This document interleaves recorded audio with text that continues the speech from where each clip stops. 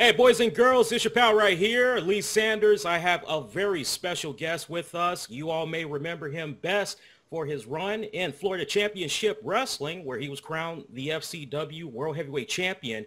Shortly afterwards, he would make his impact on main WWE programming going back January 17th of 2011, where he interfered in a match between CM Punk, who was then, at the time, the leader of the new Nexus, against John Cena.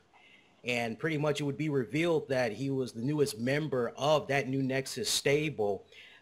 Sideline injury would take him out from participating in that stable to the fullest extent. And shortly afterwards, he would come back and we would see him off and on participating in matches on WWE Superstars, NXT.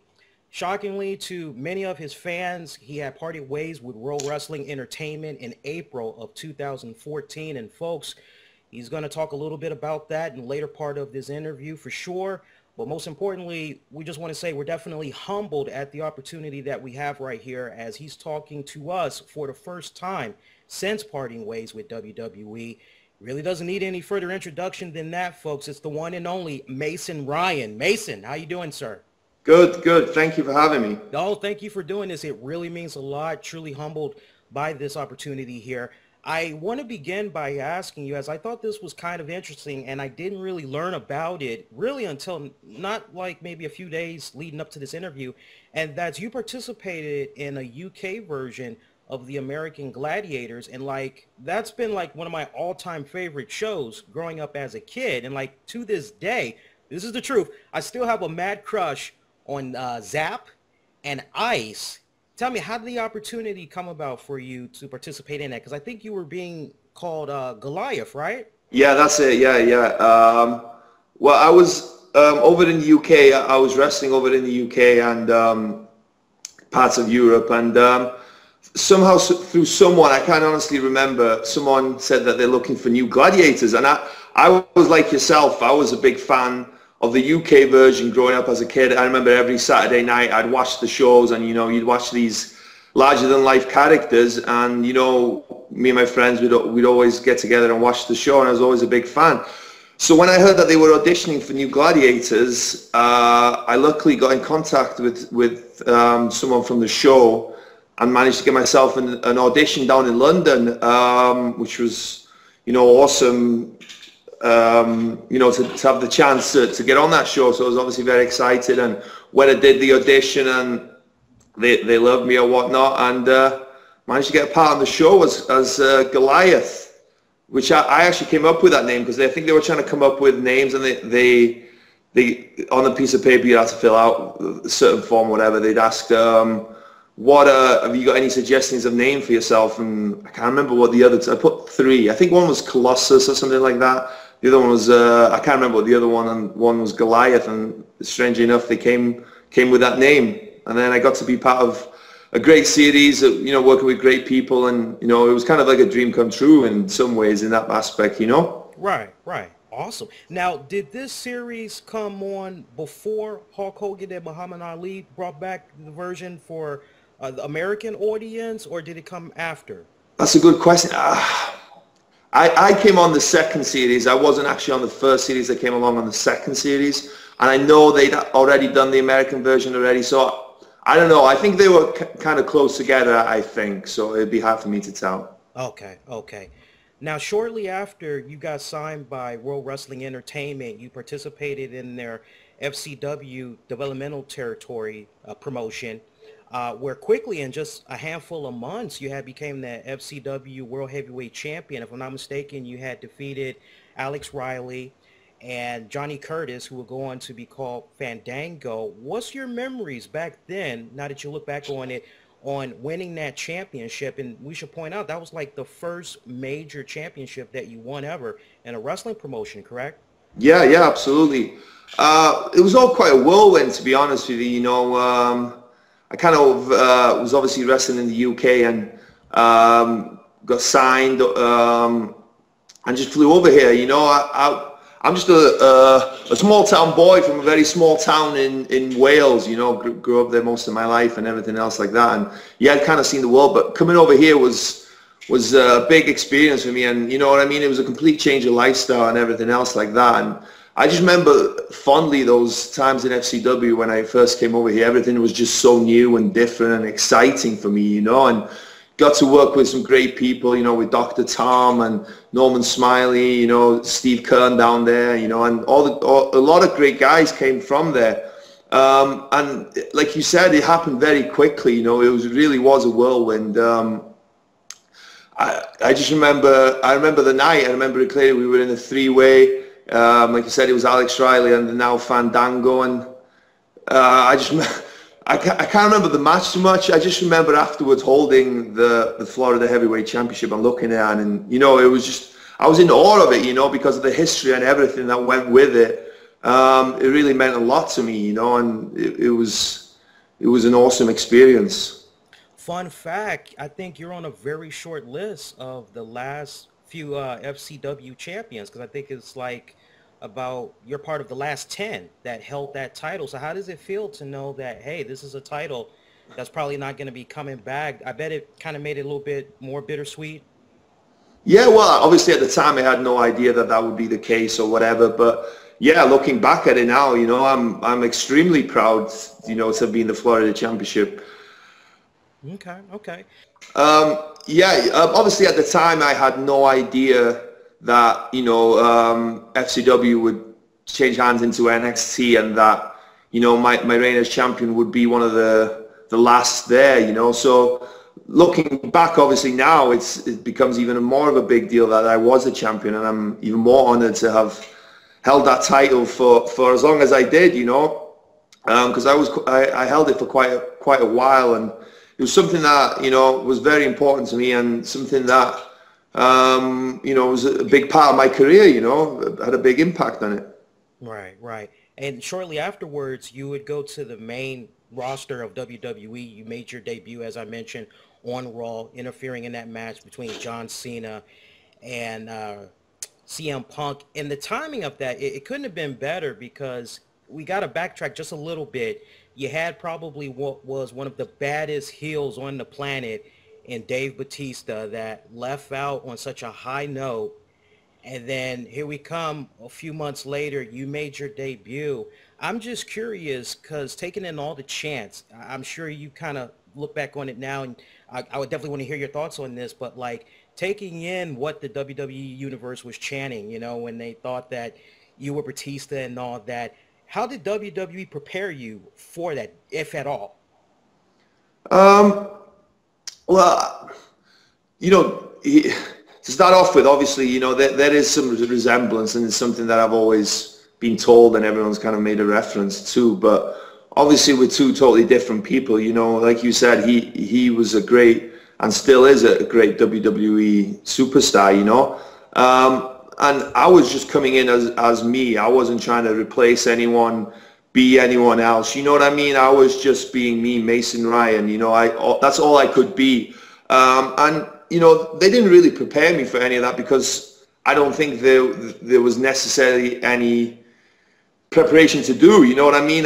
They knew I was me. I was my own person. And it was up to me to kind of, you know, get my personality over and my character over, you know what I mean, and not try and be anything else. So, you know, that I don't think there was any you know, necessary preparation in coming in. It was just about, you know, being as good as I could be and getting the most out of everything I did.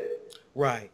Yeah, I recall in an interview he gave a couple of years back, he talked about a time when he had crossed paths with you right before he left the company out in London, England, and he talked about the nice exchange of words that he had with you. Could you share with the audience what it was that he had said, any words of encouragement as far as moving forward with your career in WWE?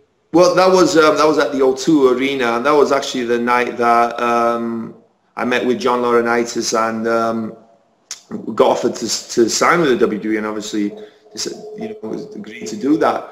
And I was just happened to be in catering, and I ran into him there, you know, and obviously I was just starting out in my career then, and you know, I obviously watched the WWE, and you know, he was a star and everything, so I was just respectful, and he actually came over and sat down with me to talk to me, and and was very cool. You know what I mean? He's a great guy, and he just talked normally. There wasn't any real anything specific we talked about. We just talked about this and that, and he wished me the best, and said he'd see me somewhere down the line. So, you know, that's to the extent that was really, to be honest. Okay, okay. And how was the exchange of words or the chemistry the next go around when he came back? Did you all pick back up where you left off? Yeah, well, you know, obviously, you know, it's not like we'd known each other a long time or anything like that. But no, every time I've run into him, he's been an absolute gentleman. He's always been very courteous and very nice to me, and always, you know what I mean, showing a lot of respect, and obviously I have a lot of respect for him, you know, and a lot of time he's awesome, you know. So you know, I wouldn't say that we know each other too well, but you know, we've had a good exchange of words, and anytime I've seen him, he's been very cool. You know, I definitely want to get your take on this because I think it's kind of interesting, and, you know, you were on the inside there, so maybe you can provide that unique perspective on this. But, like, I don't know what it is, but his run, this second go round, it hasn't really gone that well with the fans, and I'm not sure why that is, because he's literally picking up right where he left off. I mean, even right down to the point he's back with Evolution, which is, like, for me, one of the greatest stables in recent years from WWE. Why do you think that is, that this second go round the fans just haven't been feeling him? Well, it depends what way you perceive that, you know what I mean? He's obviously wrestling as a heel now, and the crowds don't like him, so I think he's doing great at what he's doing. He's getting the crowd reaction that I imagine that WWE want. Right. I mean, I would think so. I mean, it looks good so far. I mean, I don't know. I don't know. I think this run's going. I don't know if other people, in my opinion, this run's going good. I have no reason not to think that he's in main events, and he's in good storylines, and he's matches and everything are good. I don't know. Yeah. Talk about that night that you made your debut on Raw, and you interfered in that match against John Cena, CM Punk. I mean, talk about a great way to make a WWE debut. Were you, like, when you kind of look back on it, did you feel that because, and correct me if I'm wrong, but I don't recall WWE doing vignettes for you leading up to your debut. So I got a two-part question for you. What was your overall experience as far as having that type of a debut with two of the best wrestlers at that point on top of their game? And then the second part to that question is, if in fact they did run with vignettes leading up to your debut, do you think it might have been a little bit of overkill? To start off with, you know, that night was amazing. I remember I only found out that day of what was happening, and that, you know, I'd heard rumors and there was suggestions that I was going to join beforehand and all this, but when I was told that day that I'd be doing what I was doing, I was just very excited. You know, it just kind of blew me away to be, you know, interfering in, like you said, in CM Punk and John Cena's match on Monday Night Raw. Was massive, you know. It was actually in January, and the crazy part was that was my first year over here with the company. You know, I got here in January, and then in January the following year I made my debut. So that, you know, that was a phenomenal experience for me that night. I remember just waiting beforehand, before, you know, because I came in through the crowd, and just waiting beforehand, just kind of looking around and seeing the crowd, because the match was going on, just kind of looking how they reacted, and knowing that I was going to be a part of this in a few seconds was just, at that time, was just fantastic. You know, I was just kind of looking around and thinking how great it was, you know. So, you know, to answer the first part of your question about that night, yeah, it was an unbelievable experience to me, you know, standing on that apron and having the eyes of the world on me, you know, and being part of what those guys were doing, and to go on to be in Nexus was just awesome. And then with the vignettes thing, there was no vignettes. I think it was pretty cool that they did what they did like that, to just have me come from nowhere, you know, because it was kind of like nobody knew really anything about me. You know what I mean? I'd been down in FCW, but nobody really knew about Mason Ryan or anything about me. So just to come out of that, like to be the unknown and have that surprise aspect, and you know what I mean, kind of shock people, I guess, I think was a good way of doing it, you know? Right. And see, going back to what you had said about how people, like a lot of people, they didn't really know about your connection to the WWE through FCW. It's like you look at where we are right now, you got the WWE network, and it's like that gives you all the opportunities in the world to see what FCW has become now, which is NXT. You know, I would think that if it would have been a case where the WWE network existed back then, you know what I'm saying? Because it's like nowadays when we see guys like Bo Dallas, when we see guys like Adam Rose come up, it's, oh yeah, they're from NXT. Yeah, well, it was, you know, obviously it was a different time then, and, you know, things were done differently or whatever then. And back then, you know, there wasn't exposure for the FCW guys or anything like that until, you know, like the developmental talent, until you actually debuted and you were on Raw or SmackDown or whatever. Nobody really knew too much about you. Whereas, like you said, now NXT is you know, it's obviously on the network, and it gets a lot of coverage, and everyone kind of knows about these stars and, you know, who they are before they've debuted, you know, because NXT is almost like a third brand almost in a way now, because the show is so popular and is, you know what I mean, making great strides or whatever else. And so it is a lot different, but that was then and this is now, I guess. Right, right. Going back to that debut, you would end up teaming up with CM Punk in the new Nexus for a hot minute. Talk about what it was like being able to work side by side with CM Punk. I mean, we've heard over the years how much of a perfectionist this guy is, but also at the same time how much of a true professional he is.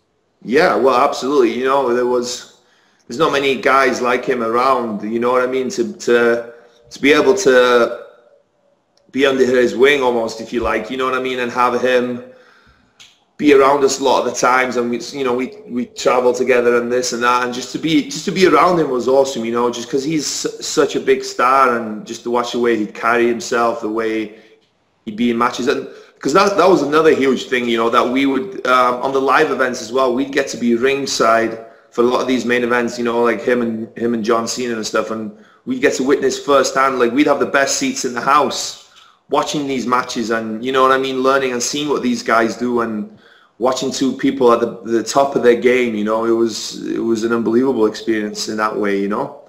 And yeah, like you said, you know, CM Punk is what he puts out there. He is the best in the world, you know. He's phenomenal in the ring and on the mic, you know, and to just kind of be, like I said, be around him and kind of witness how he do stuff was you know, you don't get much of a better experience than that.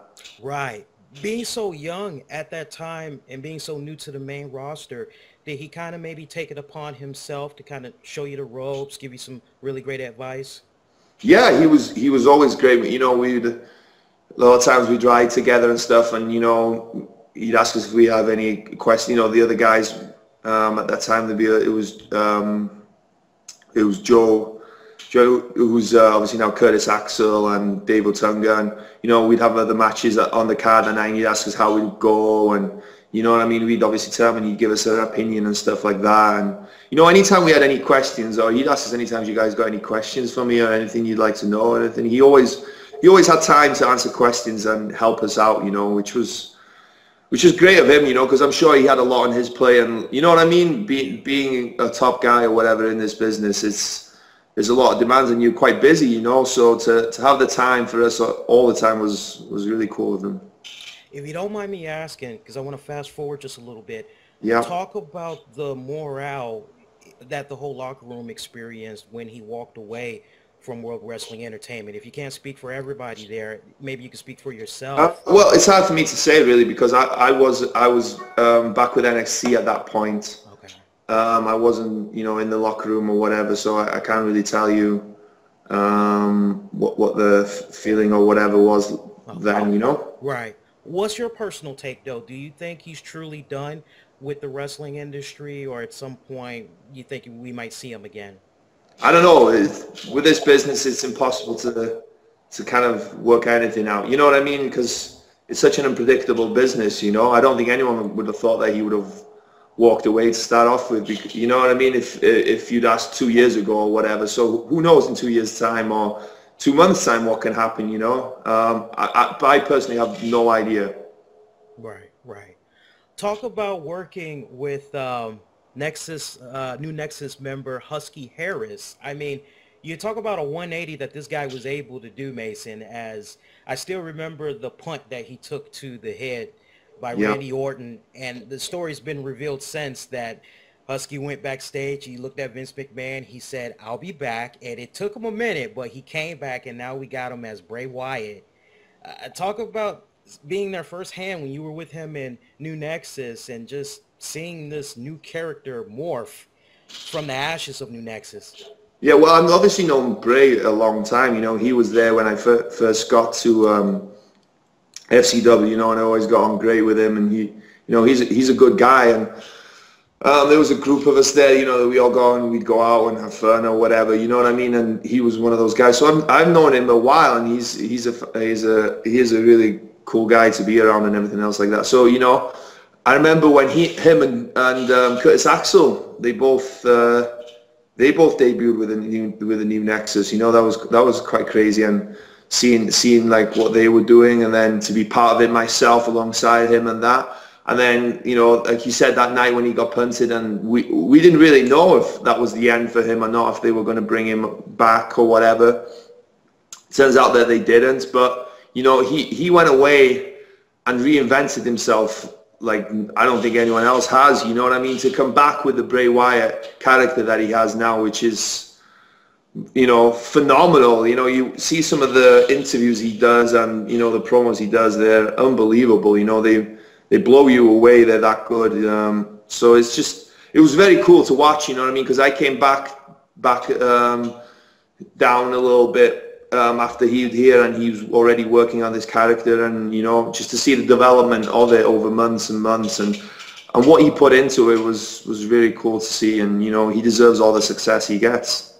Did you ever imagine in a million years he would go from that to where he is right now? I mean, that's a serious 180, man. Yeah, that's quite the U-turn, isn't it? I don't think he himself expected that. You know what I mean? I don't think there's any chance he would have thought when he got kicked in the head by Randy Orton that night that he would come back and be Bray Wyatt, you know what I mean, and have this cult following and be this megastar that he's going to be. You know, it was to see it from my viewpoint was just so cool. You know what I mean? Because you get to see a little bit more, and just to see, you know, like I was in WrestleMania this year, and just to see him against John Cena was just I just remember, I can't remember who it was. I just turned to someone and said, you know, he's one of us, and he's there. You know, it was awesome. I was so happy to see him there. That was probably like one of the best matches I thought on the WrestleMania card, because they told a really great story. Yeah, it was a great match. I really enjoyed the match, and you know, there was some cool stuff in there. You know what I mean? Him when he does that thing with his hands and, you know, backwards or whatever, the crab or whatever you want to call it. Yeah. It's just kind of freaky to me, you know. And when he did that in the match, it was cool. So yeah, it was a great match, and the people were into it, and it was awesome to watch. He also has one hell of a finisher. For me, like growing up, it was always about the finisher, man. It's like, I like those finishers where it's like, ooh, he's not getting up from that. Yeah, yeah. I know what you mean, yeah. You know, I got some listener questions that I want to bring to your attention here. This comes to us from Steven WCW on Twitter, who wants to know, how did your time in New Nexus help your WWE career overall? Well, obviously, you know, it obviously helped a lot, you know, being part of a group and kind of having other people to help you and to kind of, you know, kind of protect you, if you like. It was very cool, and to, you know, to have a group of guys who were similar to me to start off with, who were, you know, we were all trying to make it, and all kind of knew that we could all kind of help each other, you know. We were all kind of in the same boat, so we were all trying to help each other and trying to get to where we needed to be. And then to be part of something that CM Punk was, you know, the head of, that he was you know, helping us and pushing us and making us better. And then on top of all this, to be, you know, sort of like as I touched on earlier, you know, ringside for all these great matches that him and Cena would have, and he'd have with other guys, with Orton and all this stuff. It was very cool. So it was all an unbelievable experience, you know. It just kind of,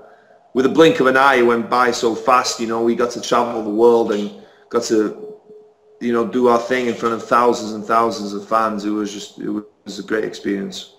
Going back to New Nexus for a moment, do you think that that's stable? And because I know my mind's a little fuzzy right now, but if I'm not mistaken, you had New Nexus and then you had the Core. And I remember New Nexus and the Core, they were going at it for a little bit. I know you were injured at one point, like right when it all was getting really good. Did you feel that it ended way too soon? Because I know CM Punk was going through the whole contract renegotiations, but to me, from my standpoint as a viewer, it just really came off like the whole Nexus Core thing, it really didn't have a proper send-off. Yeah, I don't know. There was a few things going on there at the time. You know what I mean? That like Nexus were kind of, you know, Punk was our guy, and he was kind of involved in the, kind of a little bit of other angles and stuff like that. So like, I guess there could have been a blow off, but at the same time, you know what I mean? I always liked what we did, and I was always enjoyed, you know, the storylines and the angles we were in. And I can't really say too much because I always think that they know what they're doing. You know what I mean? So I wouldn't say so, to be honest. Okay, okay. Now, from your time that you were injured to when you came back to the roster, we mainly saw you wrestling on Superstars, NXT. One thing that I noticed about you was your physique. I mean, dramatically, you went from having such a massive, in-shape, bulky frame to being nice, cut, and lean. How did the decision come about to lose all that body mass? Well, you know, from when I was on the main roster to NXT, is that what you're asking? Yeah, sorry. yeah. Well, when I was on the main roster, I was on Raw, and I was involved in Nexus and that. You know, I wasn't wrestling as much. It was a lot of kind of almost bodyguard type stuff. You know what I mean? So I put quite a bit of size on. It was close to like 300 pounds or maybe a little bit more at one point. Because, you know, the cardio, I wasn't doing as much cardio and stuff like that. Then when I came back down, I realized that, you know, the size it looked good, but it wasn't that practical, you know, and I wanted to be more of an athlete and be able to move and to be athletic rather than just a big bulky guy who couldn't move and who just looked good, you know. Right. So yeah, and I worked a lot. I still to this day work a lot on my athleticism and my agility, you know, and my flexibility. You know, that stuff is important to me. So that was it was a conscious change on my part to kind of improve myself, you know, and I kind of saw as well that, you know, times have changed these days. You know, obviously everything evolves and the product evolves, and you know, it's more of an athletic product these days. You know, and just being big and immobile isn't, you know, really suitable for today's product. So I saw a need for a change, and you know, I wanted to change myself for the better and make myself a better performer. You know. Right. Well, it definitely showed, I must say. Unfortunately, I didn't start coming on board NXT until the beginning of this year, but, you know, I was able to see when you would wrestle on there, and I must admit, because I remember your matches prior, and I was like, wow, you know, it was like watching two completely different people, you know. Looking back on some of the matches that you had over in NXT and on Superstars, but mainly NXT, what was some of your best programs, some of your strongest stuff you felt? Well, I enjoyed working with Enzo and Colin Cassidy, just because, you know, they're just kind of outrageous, the characters, you know, they're kind of out there, and you know, that's always fun to play off, you know, when you've got a character that's, you know, larger than life like that to kind of bounce off. It's always fun and makes everything, you know, easier almost. So, you know, I always enjoyed going against those two guys, you know, and we had a brief little angle for a bit, which was I really enjoyed, you know. Okay, okay. I got another question to you. There's so many talented guys down there now. You know, I obviously know firsthand from working with a lot of them. NXT is just jam-packed with talented people. It really is, you know, and I'm sure anyone. No, that's the reason why the show is so popular. They see these young, hungry, talented people, you know. Yeah. What's your take while we're talking about NXT? Is just literally came to me, and that's good that we're still talking about NXT. What's your take on seeing how Paige has been doing since coming up the main roster? I mean, you talk about a hell of a spot to be in. Only 21 years of age, right? And she's been going at it, training since 13? Yeah, I think 13 or 14. Yeah, she's yeah, she was. It's in her blood, you know what I mean? She grew up in the business because of her mum and her dad have been, you know what I mean? They were always in it and that. And you know, I've known her a little bit longer from my time in the UK. You know, I'm good friends with her brother. You know, brothers, they're good guys. You know, and the whole family is, you know, they're a great wrestling family. So she's been around the business for a long time, and I think she got signed when she was 18. I think I might be wrong. So she was very young anyway, and she's, you know, she's been working hard at FCW and then at NXT, and she's developed it into what she is today. You know, and to have that, like you said. I remember watching that debut that night. It was awesome, like, you know, for her to come out that night and have the reaction. Because when they played the music, people knew who she was, you know, even before she even came out, you know. And it was all very cool. And to see, like, her go on to the stardom and everything now is awesome. She's killing it, I think. Yeah. And how about Adrian Neville as the NXT champion? I mean, a lot of folks waiting to see him come up. They're saying he's the new Daniel Bryan. Well, I think he's the new Adrian Neville. You know what I mean? I don't think there you go. he doesn't want to be. You know, I know him as well pretty well. You know, being a Brit as well. You know, we'd always talk about soccer and stuff like that together. You know, and he's extremely determined and very hardworking. You know, and phenomenally talented. The things he can do, I didn't know the human body could do those kind of things. You know what I mean? And he's putting it all together. You know what I mean? And turn it into a megastar. Well, he will. I'll put money on it that he'll be a megastar, you know, and he'll be wowing fans all over the world, you know, with the stuff he can do, and people are going to enjoy watching him. That's for sure. Yeah. How about your take on Bo Dallas? Yeah, well, Bo leave. Yeah, he's been around for a while. You know what I mean? He's another one. He's still only young. I think he might only be 22 or 23. I think he's 23. I might be wrong. But he's been another one that's been. I think he was signed when he was 18 as well. You know what I mean? So he's been in the developmental system for 5 years. You know, and if anyone deserves a shot, he deserves it. You know, because he's worked so hard and been around, and you know, he really is a great talent. You know, and I enjoy the character that he does now. I think it's great. You know, and I think people are gonna love to hate him, I think, you know, but he's really good in the ring as well, and he's another one that comes from a family of wrestlers or whatever, you know. Yeah. This question comes to Rick from Facebook.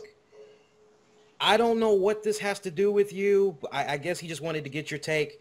Okay. If you were in charge of WWE, would you have a Divas tag team division and a championship for it? And a what? Sorry, a Divas championship? Yeah. I'll read it again. If you were in charge of WWE, would you have a Divas tag team division and championship?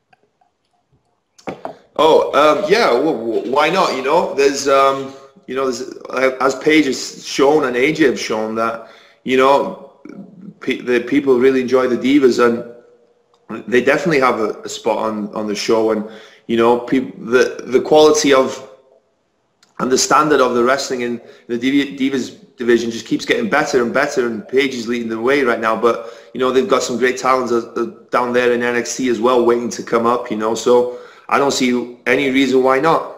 Right, and not to mention Total Divas. I mean, that's also in part. Yeah, exactly. There's a lot of exposure, and you know, there's some big name divas right now. You know, along with the Total Divas, it can only be good for business. You know. Right. Exactly. I got one more for you. This comes from Robin on Facebook. What kind of advice would you give to a rookie wrestler such as myself?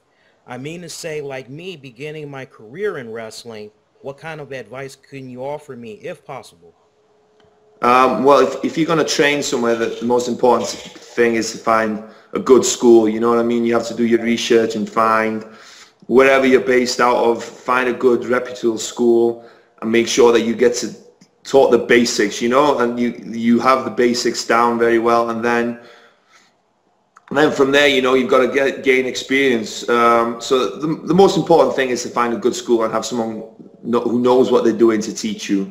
That would be my best advice. All right, all right. Robin, I hope you heard that answer, buddy. Good luck, man. Yeah, definitely. Now, I'd be set on fire if I didn't ask you this question. And I'm only asking this question because we have some folks out there that are trying to make a name off of you. And Yep. they have all this information, which they don't. It's inaccurate and all that. And that just kind of rubs me the wrong way. We have you right here. You can take as much time as you want. But with regards to your release from World Wrestling Entertainment, how and why did it come about? And most importantly, has the door been left open for you to return, you know, if and when possible? Yeah, well, you know, first and foremost, like, I don't know if anyone follows me on Twitter. I released a statement saying, you know, I'd had 4 great years in the WWE, and I'll be forever thankful for what they did to me. You know what I mean? My experiences in the last 4 years have been incredible. You know, like I said, I'm just a small town boy from a little town in Wales. You know, and grew up there all my life, and just through luck got into wrestling. And before I knew it, I got a contract with the biggest wrestling company in the world and got to come over to America. And, you know, I absolutely love it over here. You know, I'm very proud to be Welsh, but, you know, this has become my second home, and this is where I'm going to be living. So I'm so thankful for that, and to then get the chance to entertain audiences and, you know, be part of this great industry that, you know, we all love so much. And, you know, to travel the world on top of that, you know what I mean? And on their dime and get paid for it was just, you know, sometimes when I think about how lucky I was, it's just mind-blowing. I think it was just one of those things that I'd been there for 4 years, and they didn't really have anything for me and couldn't see much for me, you know, at present. And I left, yeah, absolutely, with the door wide open. I left with a lot of good relationships, I think, with everyone there, you know, and everyone was always so good to me, you know. I'd have no reason not to leave in that way, you know. So that was that. And now I'm just concentrating on the future, you know what I mean? All I can do is work hard and be me and try and be the best I can be. And, you know, I'm looking forward to what the future holds, and, you know, going down different avenues and trying different things or whatever, and, you know, being part of the indie scene and hopefully traveling the world again, and, you know, going to places I haven't been and all this. So it's, you know, obviously I love the WWE deal, and I love being part of it, but now it's on to a new chapter, you know? Right. Well, for the record, and correct me if I'm wrong, WWE, they did not fire you, because if I'm not mistaken, you signed a 5-year contract way back when, and it basically expired. No, I was released. You were released. Yeah. Okay. But still, the door was left wide open. Yeah, absolutely. Yeah, they said the door's still wide open. Yeah. Okay. No, nothing personal, nothing like that. Just, you know, hey, we just business. That's business, right? It's absolutely, that's how you know what I mean. It's at the end of the day, as much as we love pro wrestling or entertainment or whatever you want to call it, it's a business, you know, and it's a huge business, and they have to make business decisions, and that's what that was, you know. I don't think there's any hard feelings either way, you know. Right, and that's good. That's good. Absolutely. One thing I noticed in particular, and that's with the TNA wrestling promotion, they've brought in guys like Brahm, the American Wolves, Eddie Edwards, Davey Richards, who at one point, from what we've been hearing, they came pretty close to getting a contract from WWE. I remember they did something on NXT against the Ascension. Ethan Carter III, what was he known as? Derek Bateman in NXT. Yep. I'm missing one more person, but we've seen all these guys that at some point had some type of association with WWE, NXT, and they are just doing phenomenally well over there. Would TNA Wrestling be an option for you if the opportunity came about and they say, hey, look, we want you to come on board? Would you be open to that, or any offer from a major wrestling promotion? Yeah, well, obviously, you know, now I'm a free agent, you know, and you know, I'm going to be in this business. You know, this business runs in my blood. You know, I love it. It's, you know, and I love being a part of it. So yeah, I'm absolutely, you know, open to any offers. You know, I have no idea what the future holds for me, but like I said, I'm a free agent right now. All right, that's good. That's good. And one other thing I'd like to ask you. I know we got all our questions out the way. There is one thing I'd like to Mm-hmm. ask you, and this is off the top of my head for your fans out there. You know, you can take this time, ask them, say to them as much as you want to say to them. But for your fans that have been following you for this long length of time, you know, all the way up to now, what would you say to them? Well, yeah, you know, that's one great thing about our business as well. The relationship that, you know, we create with our fans is it's just something else. You know, the wrestling fans are really diehard fans, you know, and to have those, you know, to go out every night and to entertain those and put a show on for those, that's the most important thing, you know, and make sure they go home at the end of the night, you know, and to have people, you know, behind you and, you know, support you is such a great thing, you know, and I'm very lucky to have, you know, a lot of great fans who've supported me over the years and still support me to this day, you know. So if any of them are listening or any of them hear this, I'd just like to thank them from the bottom of my heart. You know, it's just means a lot to me to have people support me and people want me to do well. It's great. All right, awesome. I know you got some events coming up. I definitely need you to plug those away. Yeah, I have it written down because otherwise I'll forget. On June 7th, I'm going to be doing PWS, Pro Wrestling Syndicate. There's a super card on. All right. And that the autographs are going to be at 6. Show starts at 8. That's at the, I'll probably butcher this now, but it's it's Rahway. Rahway? Is that how you'd say that? Rahway Rec Center. Okay, yep. 275 East Milton in Rahway, New Jersey.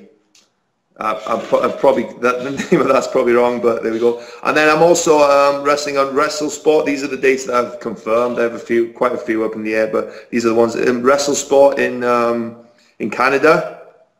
It's on Saturday, August 16th at 7 p.m. At the Oregon Convention Center. So so I've got those 2 shows that I've confirmed. So I'd love if anyone would want to come and watch me perform those nights. You know, I think with me, people have only seen bits of who I really am. You know, I had, like you said, it was kind of stop-start at NXT, and I never really got a chance to show people who I really am. You know, and I think people will be surprised at what I have to offer. You know, I'm a lot more than just a physique, I feel. So I look forward to showing people what I have to offer, you know? Right on. Yep. Let the good folks know how they can stay in contact with you. That's definitely most important. Do you have a website coming along? Yes, I have one, but it's not up and running at the moment, but I'm working on one. But I have my Twitter, which is WWE_Mason Ryan, where people can tweet or get in touch with me there. But I also have a booking email, which is Welsh.Warrior@outlook.com, and it's Welsh, WELSH.Warrior@outlook.com. All right. We'll make sure we put all that information in the episode description too for the folks that might miss Okay, that. excellent. All right. Thank you very much. No, thank you, Mason. I really appreciate you taking the time out to do this, and I'm truly humbled and very honored that you would grant us this first exclusive interview. Prior, talking about your release from WWE and everything. It means a lot, and I've definitely been following your career for a good number of years now. I'm going to continue to follow your career, and I hope your fans continue to follow your journey as well, because still feel that you have an incredible journey to go that continues to need to be told. You know, it's not over just yet. You know, you haven't quite got to that finish line yet, so we Yeah, we definitely there's a long way to go, yeah, man. A long way to go. Please Yes. stick along for the ride, man, and I hope everyone else does, because, you know, I'm far from done. In fact, I feel like I'm just starting, you know? That's good. That's good. Thank you so much for doing this, man. It really means a lot, and hopefully we can have you come on back again sometime, as we definitely would love to have you. I'd love to be back. Yeah, thank you so much. All right. The one and only Mason Ryan, folks.